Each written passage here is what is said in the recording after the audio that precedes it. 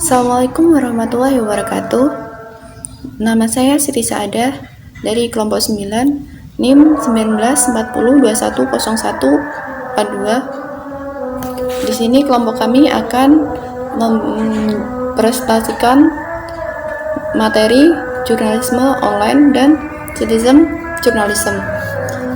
Sebelumnya, saya akan menjelaskan tentang jurnalisme online. Secara bahasa, jurnalistik berasal dari kata jurnal dan listik. Kata jurnal berasal dari bahasa Prancis. Jurnal berarti catatan harian, dan dalam Kamus Bahasa Indonesia atau KBBI edisi ketiga tahun 2005 terdapat kata jurnalisme dan jurnalistik. Jurnalisme adalah pekerjaan mengumpulkan, menulis, dan mengedit, serta menerbitkan berita dalam surat kabar atau sebagainya. Sementara jurnalistik adalah sebagai suatu yang menyangkut kewartawanan dan surat kabar. Dengan itu, wartawan disepadankan dengan kata jurnalis, yaitu orang yang pekerjaannya mengumpulkan dan menulis berita dalam surat kabar. Selanjutnya adalah definisi dari jurnalisme online. Apa itu jurnalisme online?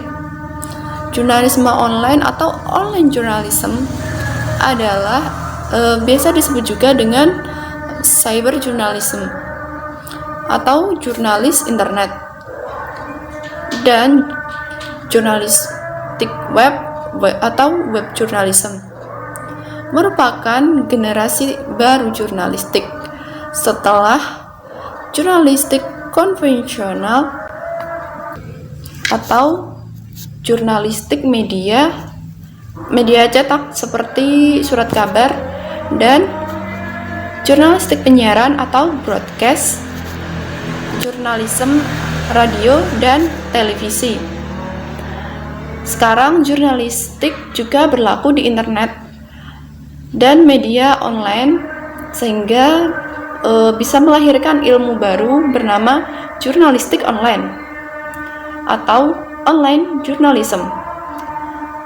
Jurnalisme online adalah proses penyampaian informasi atau pesan yang menggunakan internet sebagai medianya, sehingga mempermudah jurnalisme dalam melakukan tugasnya. Dilihat dari segi bentuk dan pengolahannya, jurnalistik ini dibagi dalam 3 bagian besar, yaitu pertama, jurnalistik media cetak seperti koran, majalah, dan sebagainya. Yang kedua, jurnalistik media elektronik audio seperti radio atau rekaman. Yang ketiga adalah jurnalistik media audiovisual seperti televisi. Assalamualaikum warahmatullahi wabarakatuh. Nama saya Siti Karlina, NIM 19402101116. Saya akan melanjutkan materi yang telah dibahas oleh Mbak Siti Saadah. Oke, kode etik jurnalisme online. Nicholas Johnson memberikan catatan hal-hal mendasar tentang kode etik dalam penulisan jurnalistik online. Yang pertama, dilarang menyerang kepentingan individu, pencemaran nama baik, pembunuhan karakter atau reputasi seseorang. 2. Dilarang menyebarkan kebencian rasialis dan mempertentangkan ajaran agama. 2. Larangan menyebarkan hal-hal tidak bermoral, mengabaikan kaidah kepatutan menyangkut seksual yang menyinggung perasaan umum dan perundangan seksual terhadap anak-anak. 4. Dilarang menerapkan kecurangan dan tidak jujur, termasuk menyampaikan promosi atau iklan palsu. 5. Larangan melanggar dan mengabaikan hak cipta copyright dan hak atas karya intelektual atau HAKI, atau juga Intellectual Property Right atau disingkat dengan IPR. Jenis jurnalisme online. Mainstream news situs. Situs ini menawarkan pilihan editorial konten, baik yang disediakan oleh media induk yang terhubung dengannya atau memang sengaja diproduksi untuk versi web. Tingkat komunikasi partisipatorisnya adalah cenderung tertutup atau minimal. Contohnya, situs CNN, BBC, MSNBC, serta berbagai surat kabar online lainnya. Yang kedua, indeks dan kategori situs. Jenis jurnalisme ini sering dikaitkan dengan mesin pencari search engines tertentu seperti Alta Vista atau Yahoo. Perusahaan riset pemasaran seperti Moreover atau Agency News Index, dan kadang-kadang bahkan individu yang melakukan usaha paperboy. 3. Meta and content situs. Situs tentang media berita dan isu-isu media secara umum kadang-kadang dimaksudkan sebagai pengawas media, misalnya Media Channel, Freedom Forum, Pointers, Medinews. Kadang-kadang juga dimasukkan sebagai situs kategori dan indeks yang diperluas seperti European Journalism Center, Medinews, Europemedia.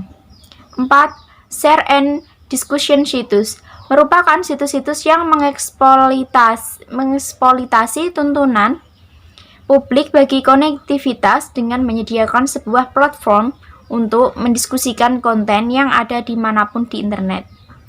Dan kesuksesan internet pada dasarnya memang disebabkan karena publik ingin berkoneksi atau berhubungan dengan orang lain.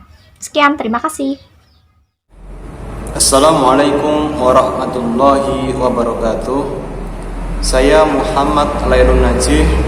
Di sini saya akan melanjutkan presentasi dengan subtema Citizen Journalism. Secara umum, citizen journalism didefinisikan sebagai suatu jurnalis yang aktor utamanya bukan dari wartawan, melainkan dari warga masyarakat secara formal. Dalam citizen journalism ini, warga masyarakat dapat mengirimkan berita kepada khalayak melalui media massa. Kemudian media massa menentukan layak tidaknya berita tersebut untuk dipublikasikan. Selain menggunakan cara itu, citizen journalism juga dapat ditempuh melalui blog, melalui penggunaan blog. Jadi citizen journalism yang melakukan pemberitaan melalui blog ini biasanya disebut dengan blogger.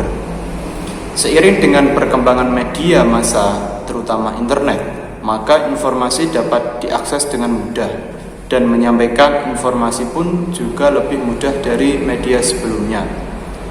Kemudian kendala dalam citizen journalism. Karena tadi dalam citizen journalism aktor utamanya bukan dari wartawan, melainkan dari warga masyarakat secara umum, maka besar kemungkinan adanya penyalahgunaan wewenang. Karena kita tahu masyarakat sendiri kurang begitu dibekali dengan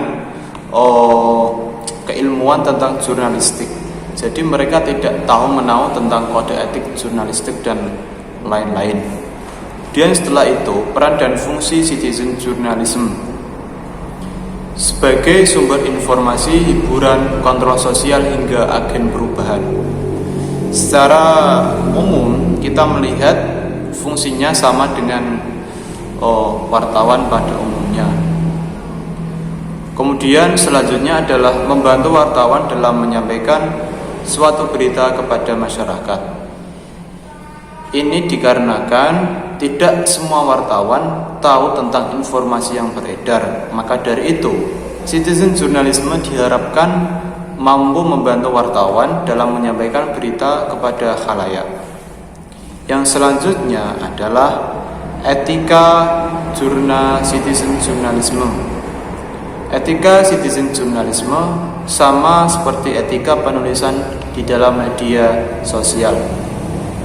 Yang pertama adalah tidak menyebarkan berita kebohongan atau berita hoax. Yang kedua adalah tidak ada pencemaran. Yang ketiga adalah tidak ada isu sara. Yang keempat adalah tidak ada unsur pornografi. Dan yang terakhir adalah dalam penyampaian berita sebaiknya menyebutkan sumber yang jelas dan terpercaya.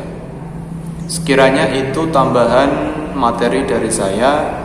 Kurang lebihnya saya mohon maaf. Terima kasih. Wallahul muwaffiq ila aqwamit thoriq. Wassalamualaikum warahmatullahi wabarakatuh.